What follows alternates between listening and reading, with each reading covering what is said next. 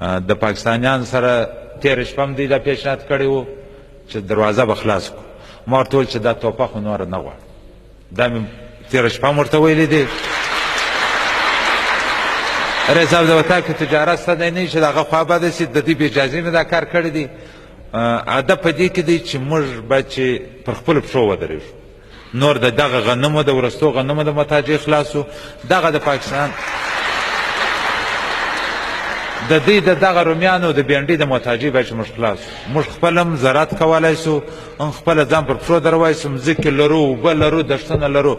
ولې هره ورځ دې ته محتاج یو؟ د دې سره چې زما د هر عسکر مشکل راځي، هر څوک دلته که چا د پاکستان پنجاب په عزت خبره وکړي، دوی د څه دروازه بندوي او د یوه بخش یو رقم تبلیغات هم کوي چې موږ افغانانو ته 15 کاله ځای ورکړی و.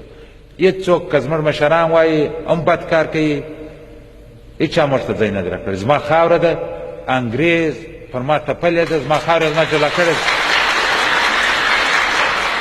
زه نه د پنجاب دا خاطر پر ځان وړم، نه دا منم چې زه ستا په خاوره کې اوسېدلی.